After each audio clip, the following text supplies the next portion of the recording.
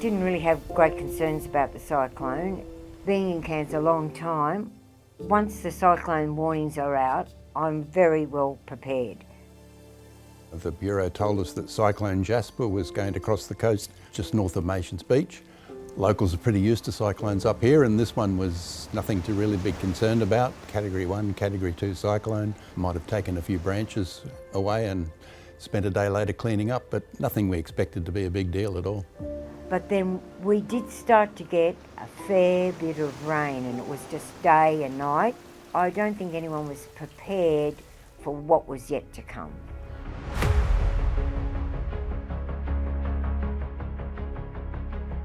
And then really what happened was the cyclone just seemed to stop.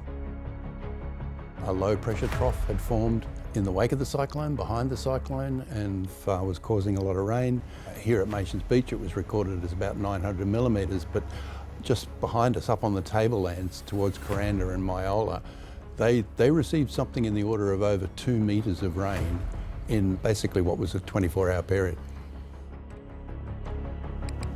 On Saturday night, everyone thought it was all over, and 5 mums of Machans, including my wife, went off into town to go to some nightclubs and let their hair down for the night, leaving their 5 partners and 12 young kids between them here safely at Machans.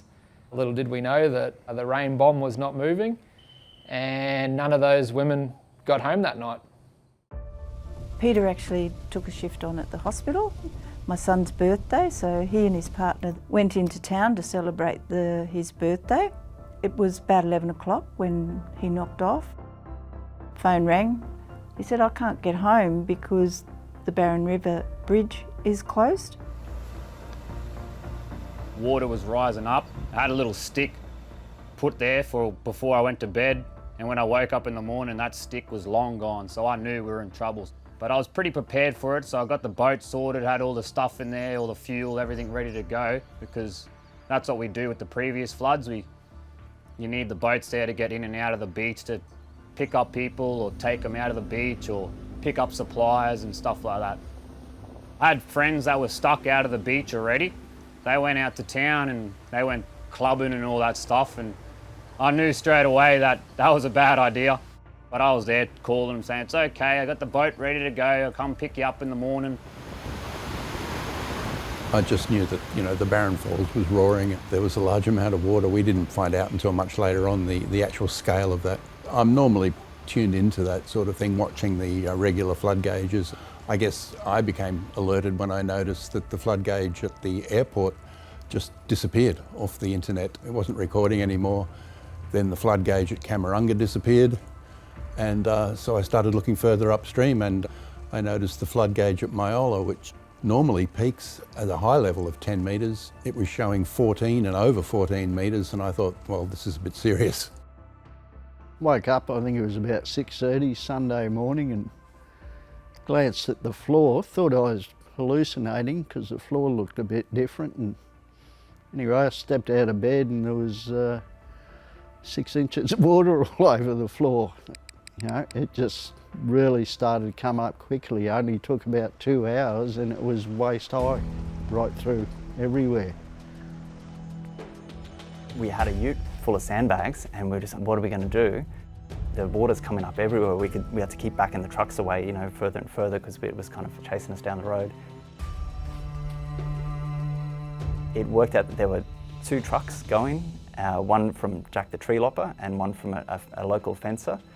And myself or a couple of other people would jump out of the trucks and head down the road and go door knocking and say, like, we've got a truck of sandbags here, it's coming up your way, what do you need? And they'd be like, we're on back door, we're going to need some on this fence line, and we'd bellow those orders out to everyone, and bit by bit we just kind of systematically did as many streets as we could.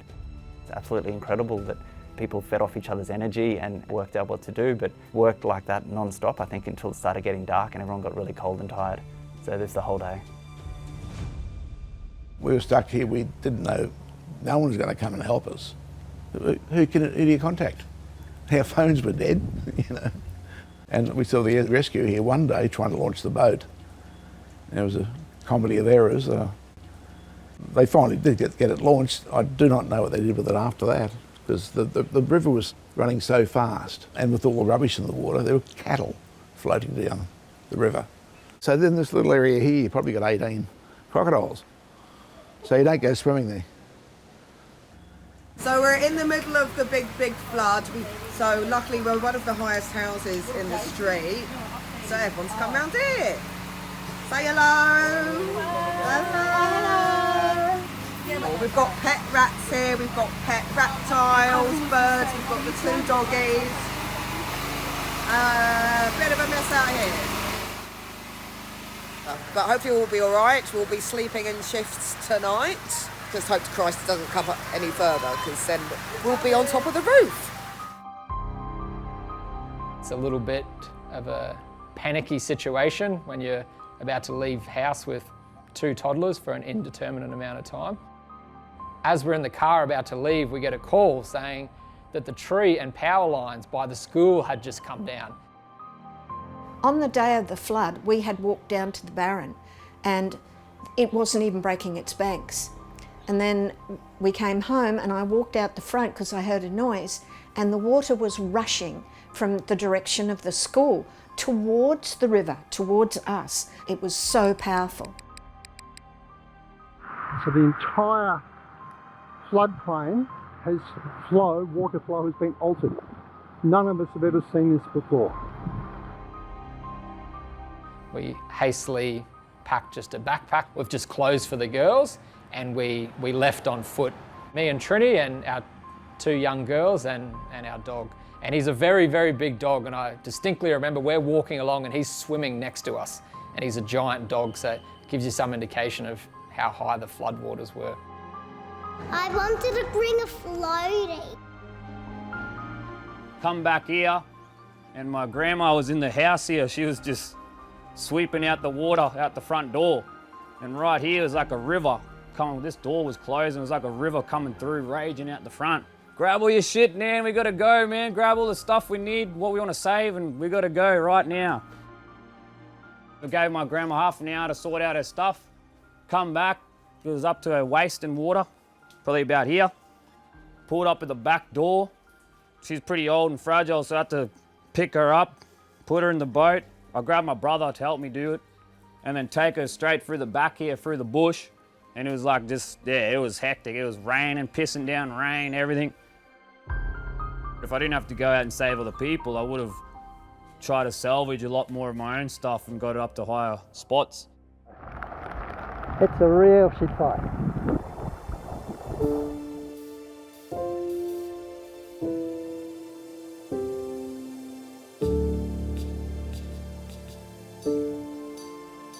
I came back after evacuating the family to hastily grab a few extra possessions and put our valuable possessions on higher ground. Unfortunately, the water went 200 mils over that. A couple of hours later, friends from 2 doors down, we asked them to come in here and collect some more gear for my wife, and they gave us a video call. Oh my God, Logan. All of the kitchen benches were underwater and everything was floating. Oh, holy shit. What is it? Is it geckos? Definitely not geckos. We started to notice the water coming up from the back shed where my stepson keeps his equipment for his tree lopping business.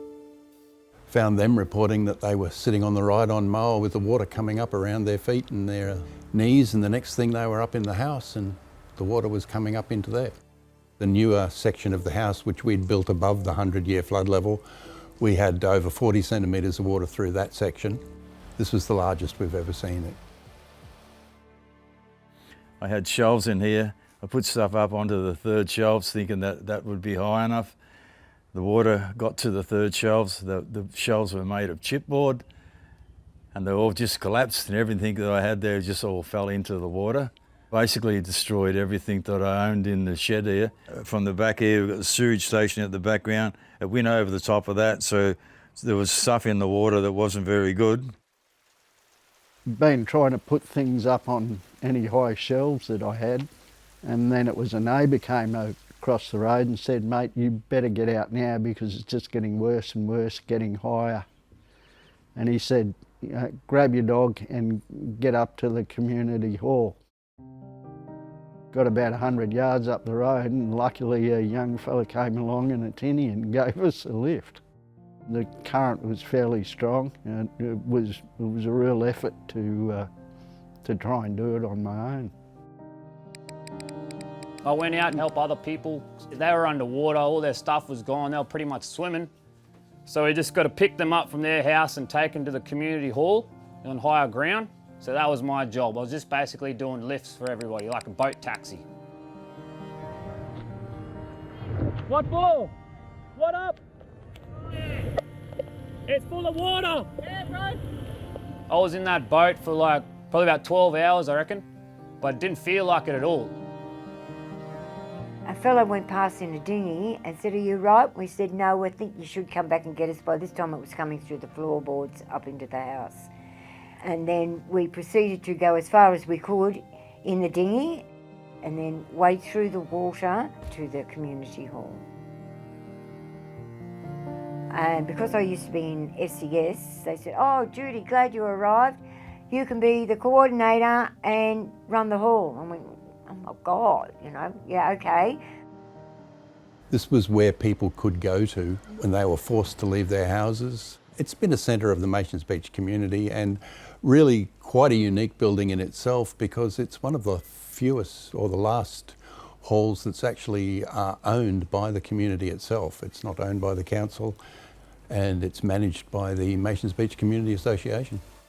You know, just watch people come in through the hall throughout the day and by the time it started to get dark, the hall was full up with people. You know, most of the floor space taken up with people's mattresses and what belongings they could bring. I think it was 59 people sleeping in the hall here that first night. And the kids and the dogs were absolutely perfect. They knew the wrath of me. It was devastating to see them. They had pets, they had everything that they could grab. The people were hungry, they were distressed and upset.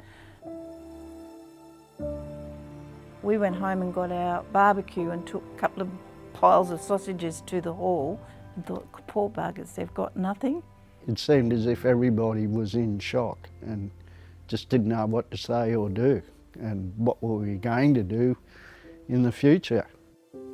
I was there for 7 days straight and then I got emergency accommodation, crisis accommodation, but I was there 24/7.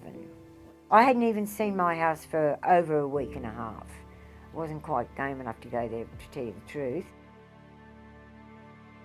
We were isolated for at least 3 to 4 days where nobody could get in. The road was closed, nobody was allowed in and nobody was allowed out. We didn't have power for like 5 days or something. But it's because everything was out. No, you couldn't call no one, no internet, nothing was going on. So it was like we're living in a war zone.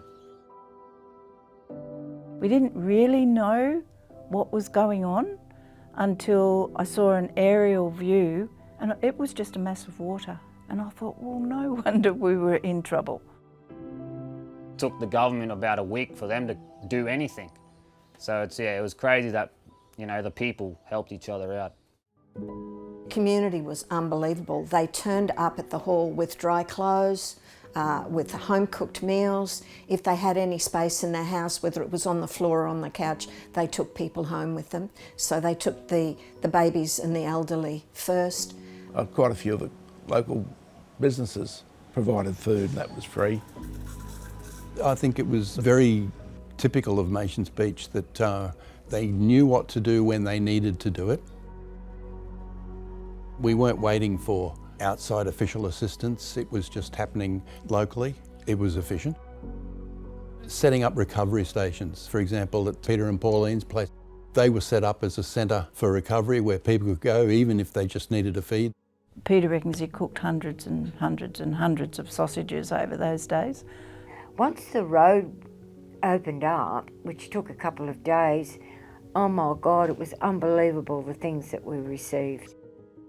People were donating goods, trying to help out, and we needed places for that to happen.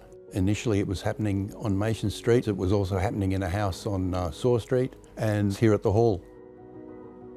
Somebody said, how long was the hub being run from your place? It's a blur. It was either 8 or 10 days. And we were feeding Holloways Beach people because they couldn't get out of Holloways. 2 doors down, they put out an amazing charging station, so everyone would come along and charge their phones that didn't have power. We were offering showers. They were offering showers as well for people that just wanted to wash mud. And we also had NBN, so everyone could come and get on Facebook. Facebook was a huge asset. They could get a message out. Finton, he said, how about you coordinate from here and we'll coordinate the moving of equipment and the evacuation of people and all of their furniture. And I said, oh yeah, I'll give it a shot. I'll be guided by you though. And we went house to house. We had Pauline in the car ahead of us going and knocking on doors saying, you know, do you need a hand? And then she'd relay that message back to us and we'd just get in there and move some heavy damaged stuff. Yeah, I mean, people's livelihoods.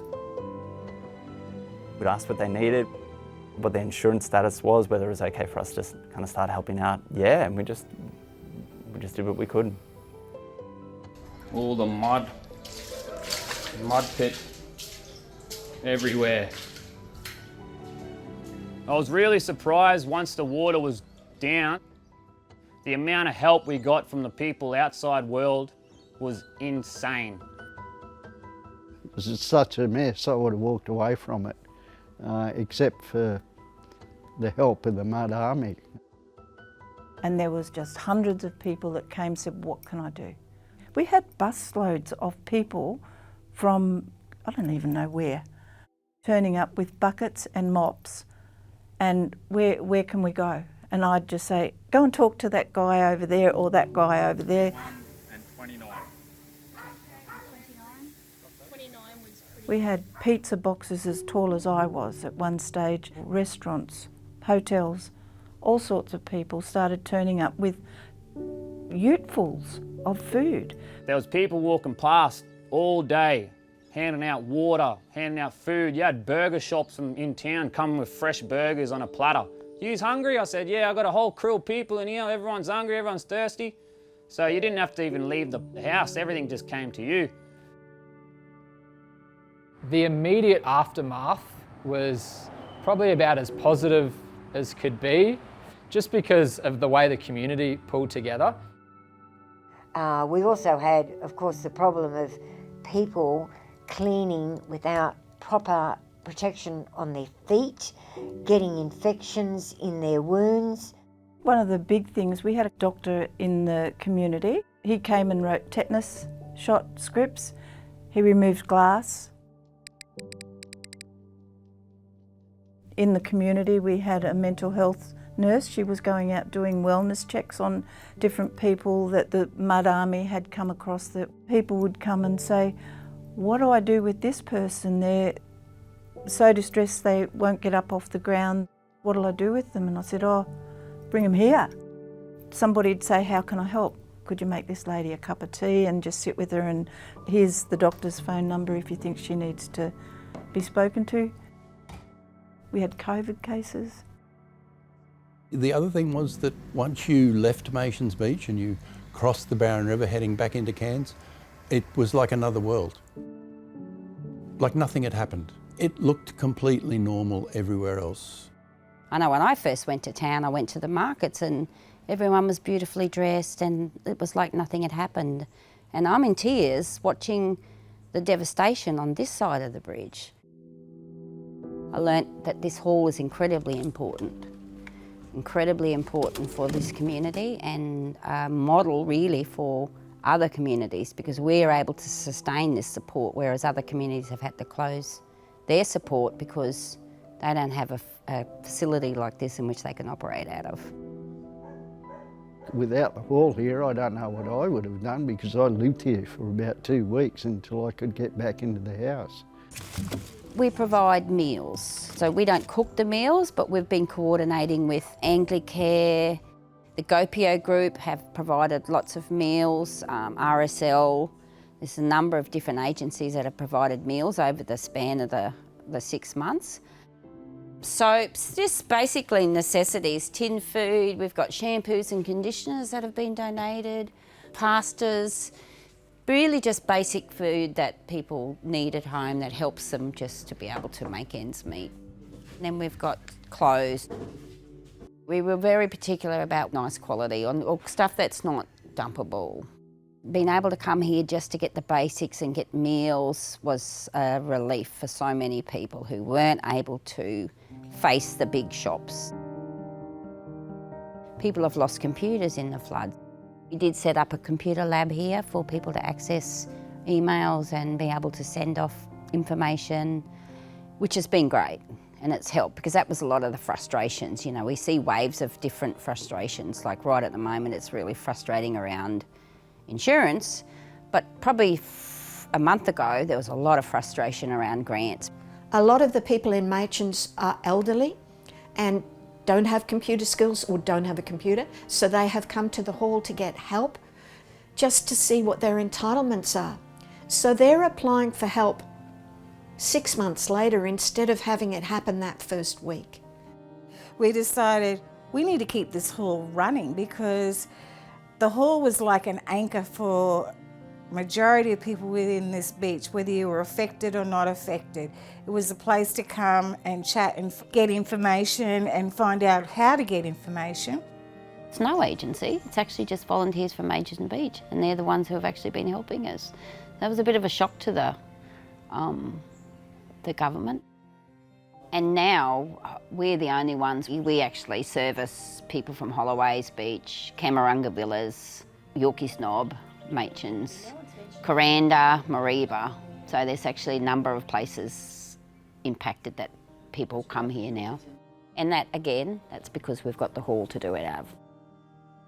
That also says something pretty nice about Machans Beach, that we have a community-run disaster hub that's still operating 6 months later.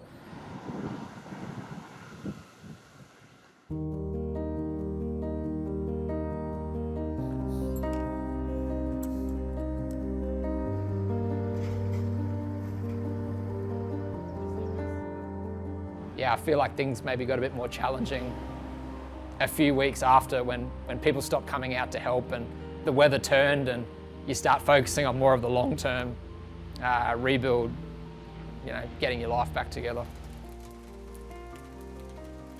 And that has been an ongoing thing for this hall. Yeah, people, while I'm volunteering here, people are coming in, getting a lot off their chest. You know, people who are reacting on the whole range of things. I mean, there is obviously not just the flood itself. I think people are well equipped or well used to those sorts of natural events. What they're not used to is the impact that follows when their houses are uninhabitable, when they don't know when they'll be able to get back to them, when they are trying to contact their insurance companies and they can't get through to them. All of these things compound, and there are houses that look like they're being repaired. There are houses that are completely abandoned. I assume those houses are either uninsured or unrepairable. It's quite disturbing, really, to see so many properties that have been affected. Their recovery hasn't begun, so I imagine that's going to take quite a long time. People have been displaced. We've got people living in town, people having to rent. We've have an older couple having to move up to the Tablelands. And the same people that had put us up the night of the flood offered us their very tiny little granny flat at the back of their house, but they allowed us to have our dog there, which was amazing. We didn't know how long we would be there, and we were there for over 8 months. So it's been tough on them, it's been tough on us. Every single thing has to get the mud off it. It appears everywhere, even things I think I've cleaned, there seems to be more mud. So that's the worst thing, is all the water had all this muddy silt in it, so pretty much everything it touched, it just settled down like that, so you just got to scrub it off.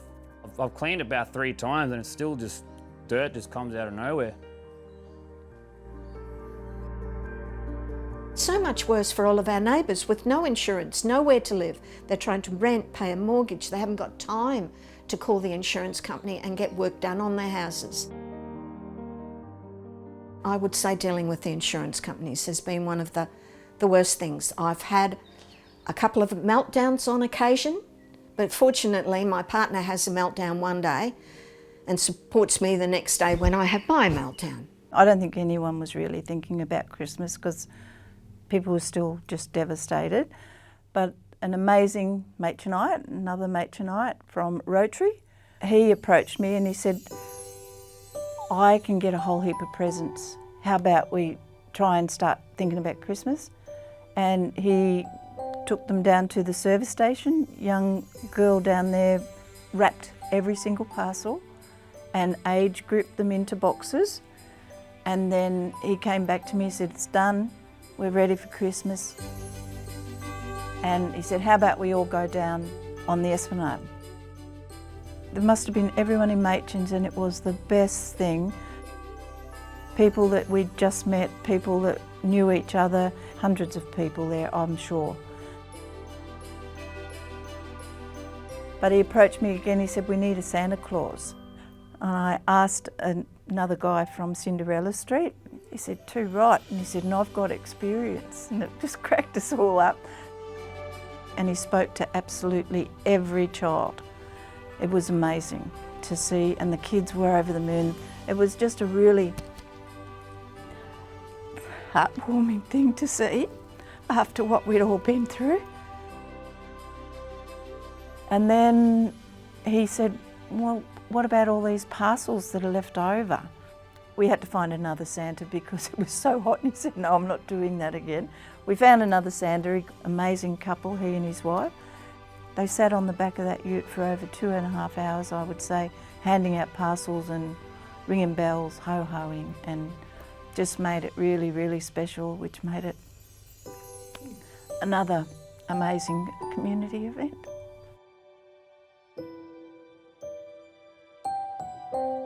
I've learnt that we need to take control of our destiny here, not rely on government agencies and outside because one, they can't get in, but two, we know best how to help each other. That was evident in the first 5 days, really. We had to solve all the problems in the community. The council weren't able to, and state government weren't able to. They came in, but they weren't able to solve the problems. So that was what, and not even that, it was actually the Mart Army that came in. That was also by volunteers. That's not an agency set up. These were just snapped up, done on a needs basis. I've learnt the importance of this hall, the importance of having an actual space where people can come to, that's actually owned by the community, run by the community. The community did it. The one thing I would really like, what have we learnt? And where to from here if ever it happens again? We've learnt from this, we've documented it, and things can roll maybe a little bit more fluidly. If I didn't have the help after the flood, I would have just walked away and probably said goodbye to Cairns, let alone Machans Beach. But I'm really, really lucky in that I found somewhere to live again in Machans Beach, for which I'm really thankful. We do plan on rebuilding here. Perhaps if Machans Beach was a suburb like any other, we wouldn't move back here, but there's something special about this place. Like, the community has a soul, has a serious character. The sort of illusion of security was shattered somewhat by this flood, and there's the possibility that we'll be flooded again in the future, which isn't nice to think about, but it's just a risk that we're going to have to take because we don't want to live anywhere else. So yeah, we're planning on rebuilding here.